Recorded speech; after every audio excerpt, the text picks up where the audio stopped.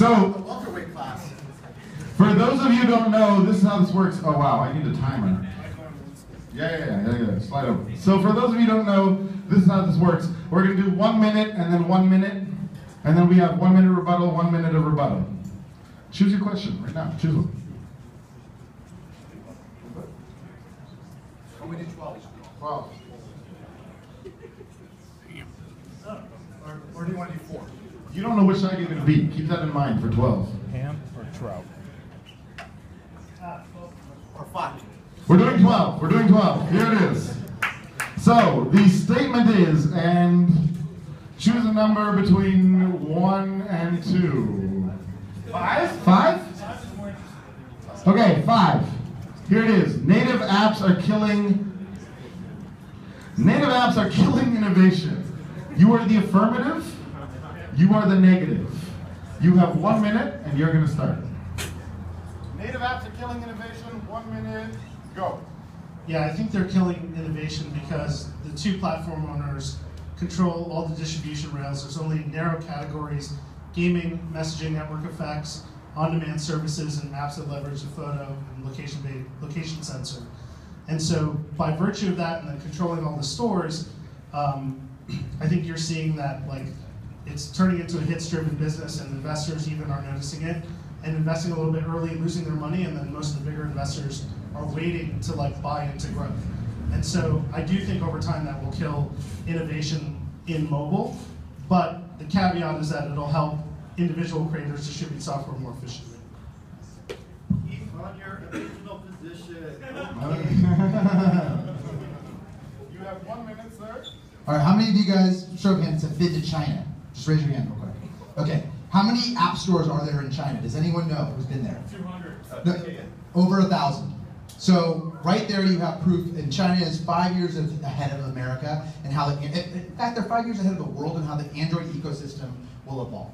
And that is complete and total fragmentation of every layer. And there's going to be a global Android foundation that kind of stitches it together for the developer world, so the APIs are specified at that level. But distribution, there's not going to be one owner of distribution, and as a result, Apple is going to get pressured to have to open up their store. In fact, they already have done this for enterprises, so it's just one step away for everyone. So my perspective is mobile apps are actually solving a hard problem, native apps, in that you don't have the same infrastructure as you do with the browser. You don't have a wireline connection that is consistent. You have a wireless connection that is flaky as shit, and you need to be able to do a bunch of smarter, harder development things natively. Rebuttal. So I think when we talk about killing innovation or killing what the consumer can do, if you think on a mobile phone right now, it's too heavyweight to go, let's say you're one of the big 500 retailers outside of Amazon or eBay, to go ask someone to download your app. No one's going to download a Macy's app, Nordstrom app, and all these things. Yet you can't do it on the mobile web.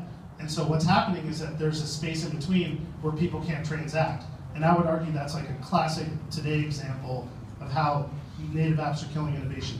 Too heavyweight to download, too lightweight and crappy to deal with on a mobile web. Woo. You need to use your whole time.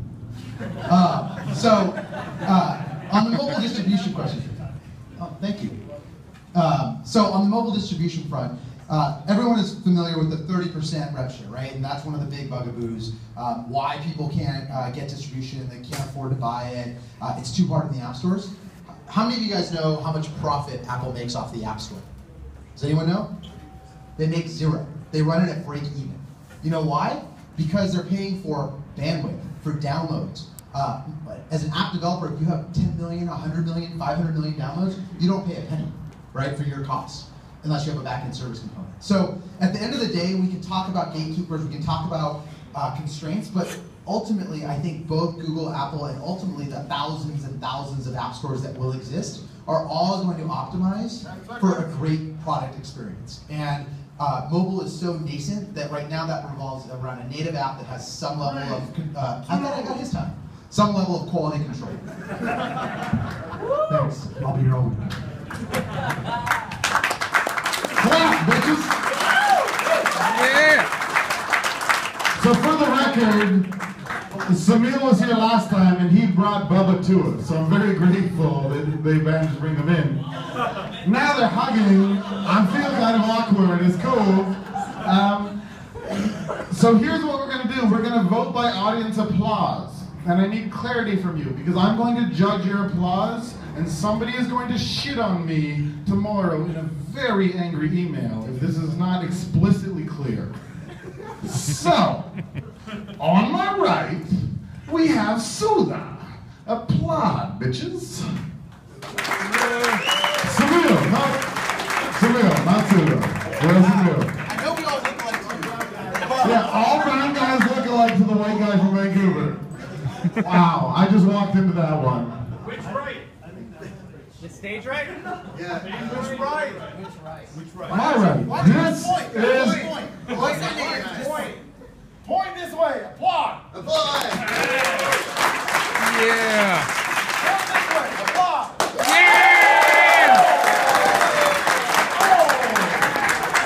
we're done here. Down goes Frazier. Soups, don't let me down. All right. You're my boy.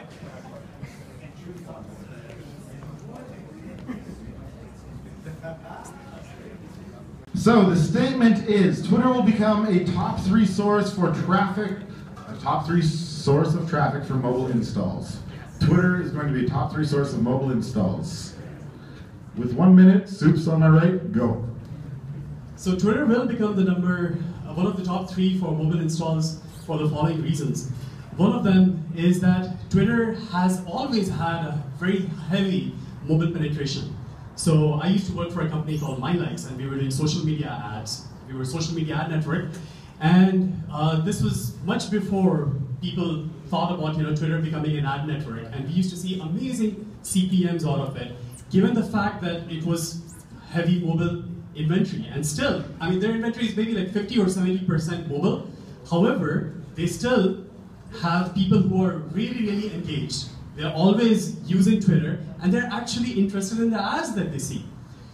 And the second point that I'll try to make is that we've already seen that companies like Facebook, which didn't 18 months ago have a mobile app advertising, and they have grown from 0 to 3 billion in revenues from mobile app installs, and therefore Twitter is next.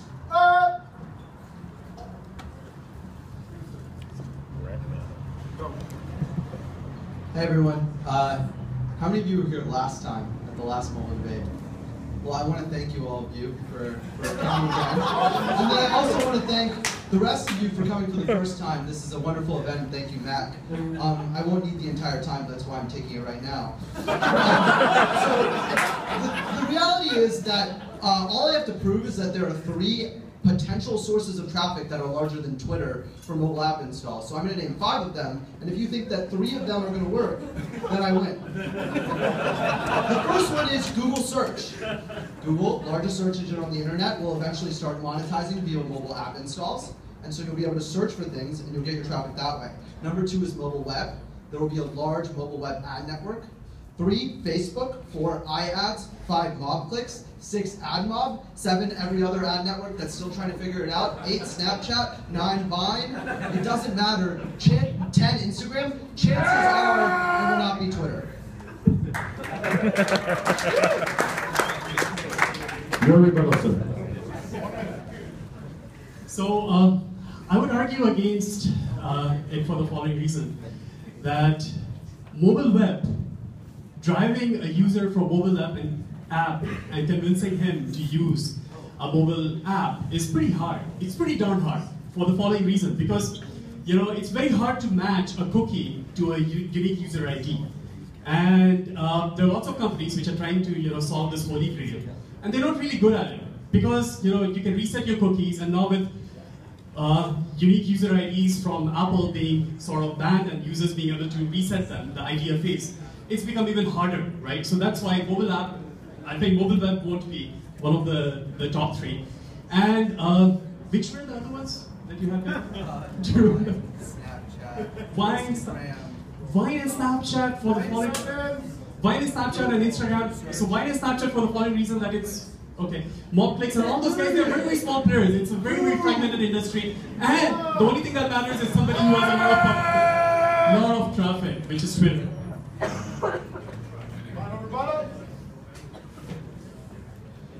Okay, so we started off this conversation with a very simple framework, which is if there are 3 companies out there that theoretically could be bigger than Twitter, then most likely Twitter will not be a top 3 source of mobile apps. I already named about 10 of them, but there's 2 things we didn't even talk about. The first thing is international. There are so many other apps like Line or KakaoTalk or Message Me or name your pick mobile messaging app that's growing. Oh my god, I forgot about the biggest one of them all, WhatsApp.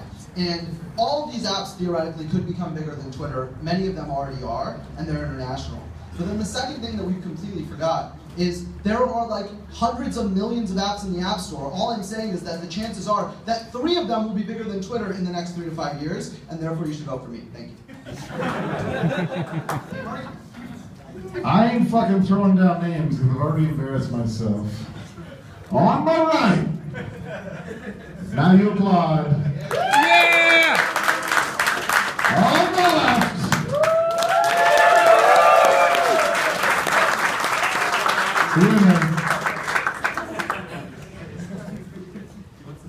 Gagging is tricky. Watch out for that guy. He's very good at it.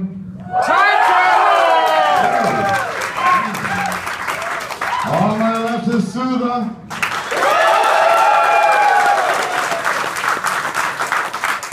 Ladies and gentlemen. Once more. Oh, you know, once more. On the right, man. Yeah! Time travel!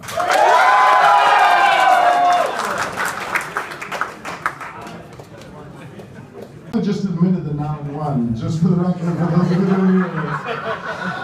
Next up, I've got Aneth and Dave. Come on down. Time travel!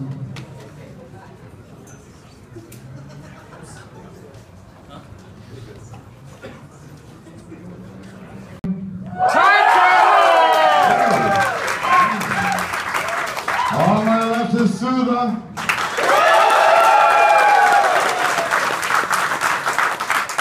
Ladies and gentlemen.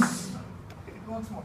Oh, you know, once more. On the right, man. Yeah! Time travel!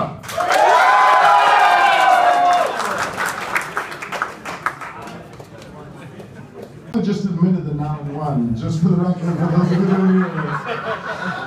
Next up, I've got Aneth and Dave. Come on down.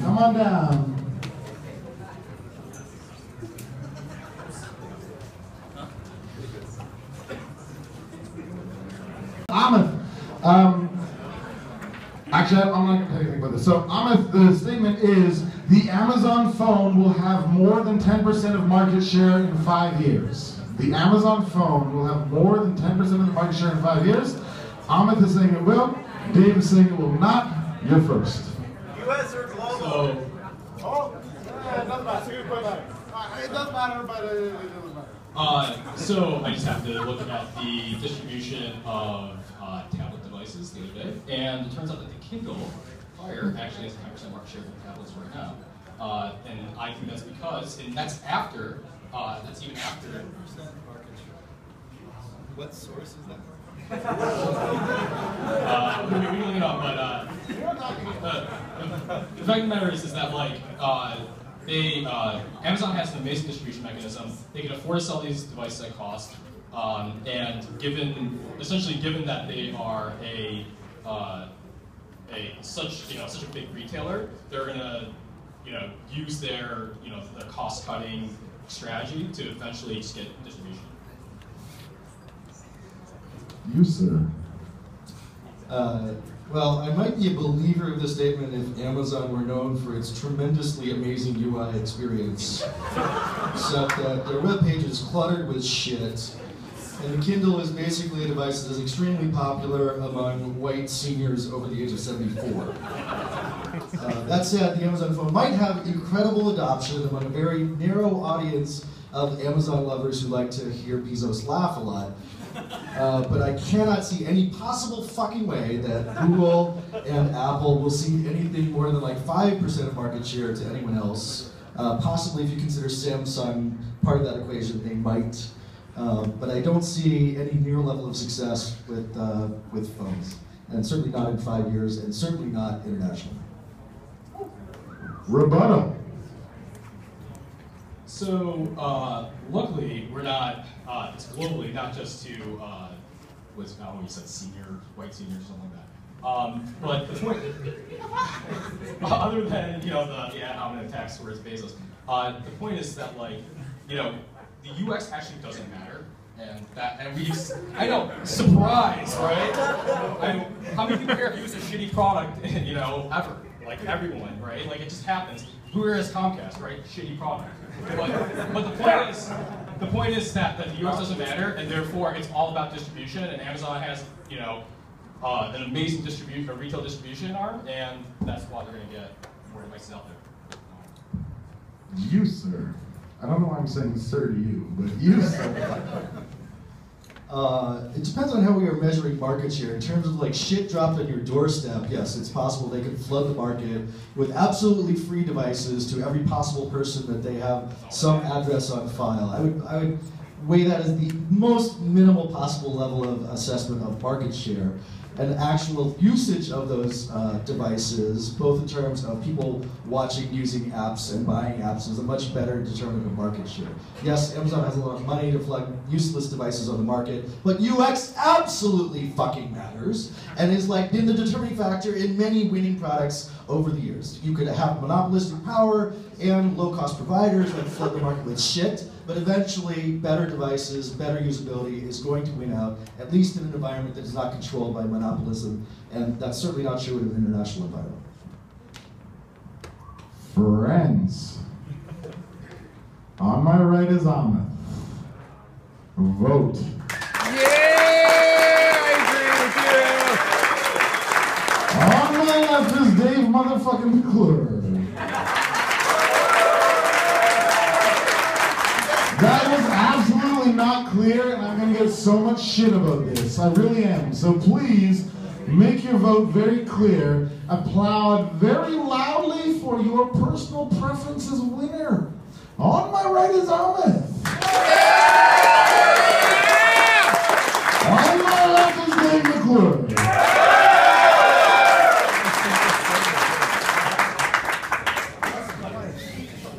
Hey, somebody has to make this through, or is it just coming to me? You're coming back. The statement is you should build your app for Android first. You should build your app for Android first. And on my right is Ankit, and he is the affirmative. You have 1 minute. Go, sir. So as an app developer, your goal is to, at least a new app developer, your goal is to go and prove that what your ideas are actually interesting, that people care about it, and then you go scale it. Kind of like Facebook wants to get distribution and then worry about monetization. Android gives you a platform to do that really well. You can build, you can release, you're not tied back by the app stores, tie back and check everything and give you a checkmark policy. You can go publish it when you want, iterate, make a really good product, and once you have something that customers are responding to, are engaging with, then you go build it everywhere. Your goal first is just to go get started.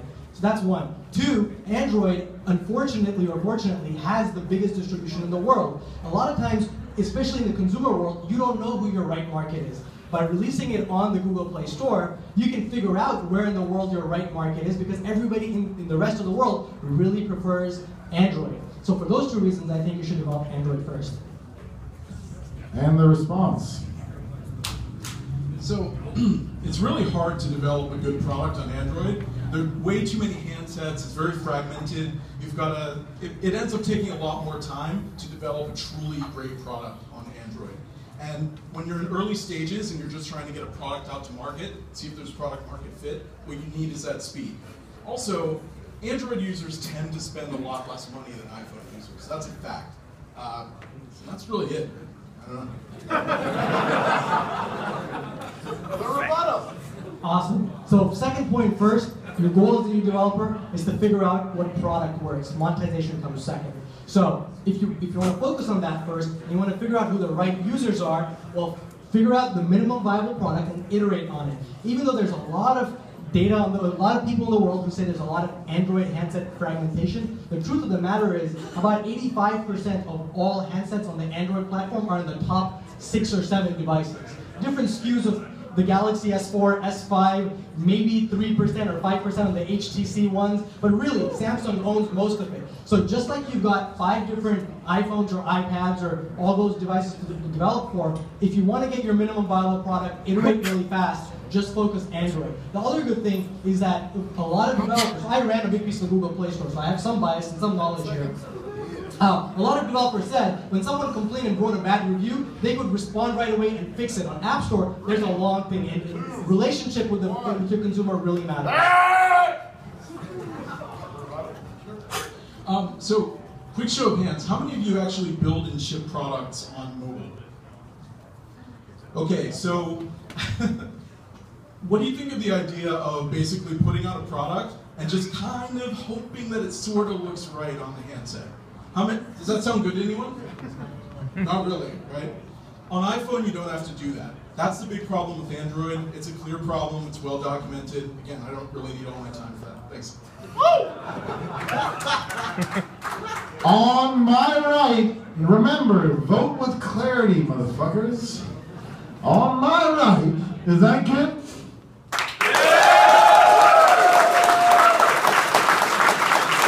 On my left is Pius.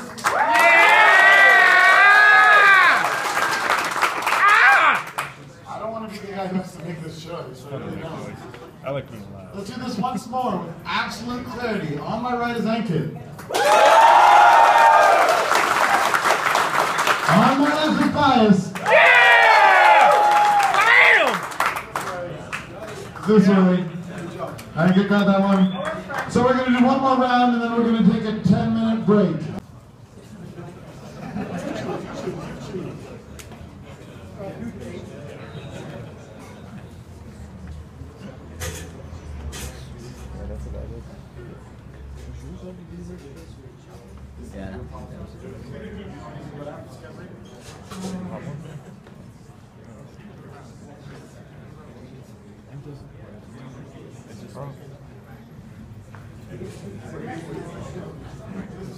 In light of Snapchat and WhatsApp, etc., mobile valuations are fucking ridiculous.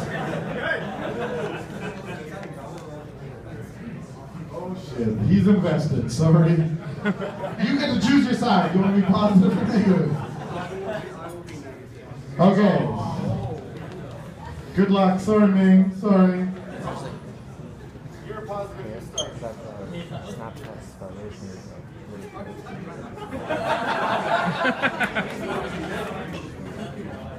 Okay, shit. Mobile app discovery is deeply broken because no system like PageRank exists.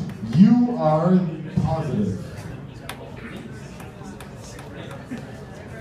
No PageRank, discovery sucks, you've got 1 minute, go. I think the premise is kind of weird, right? Because if you think of PageRank, I mean, if you think of web search, you use it for 2 main use cases. Like, the first case where you search to find something to do, right? Like, you're searching for a service. And then the second case is where you are searching for information, right? So PageRank really works well in the second case, and it kind of works in the first case, right? So, in that case, I think that the premise of the question is not really legit. No, seriously, because if you think of mobile app discovery, there are 2 kinds of discovery, right? Whereby you discover an app that is right for the purpose. The other purpose is where you find the app that you don't really know what you're looking for, but then you discover it, right? So in this case, you're comparing apple and orange. So are you for or against? I think the premise is wrong. Mac's an asshole. That's the conclusion. Benedict, sir, please step to the plate. Were you positive or negative? You were positive. PageRank is broken. what can we say? So 20 years ago, Mark invented the internet and the web and all that kind of good stuff. And 10 years ago, Larry and Sergey invented PageRank. And so for 20 years, everything happened inside this nice big box on the web. And then everything you wanted to do to find and discover happened inside a little box inside that big box. And even though Google was never ever remotely evil, that put an awful lot of constraints on what you could do. And now we have smartphones with 2 or 3 or 4 times more devices, 2 or 3 or 4 times more attention, and what you can do on those things is way, way, way more sophisticated.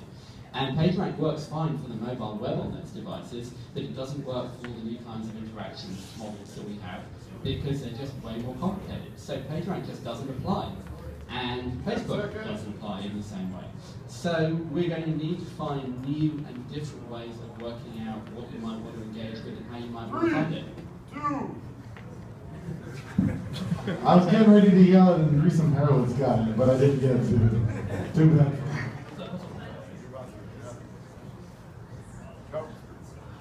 Okay, so despite the fact that I think the premise of the question is wrong, I would have to say though, like mobile discovery is actually really broken.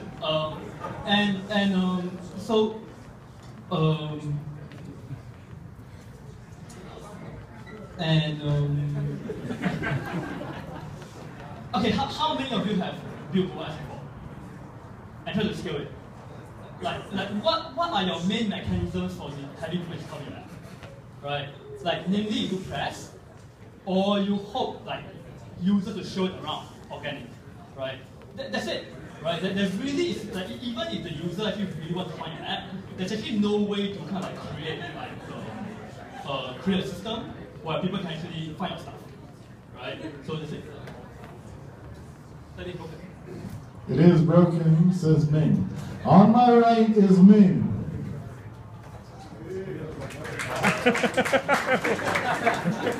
On my left is Benedict.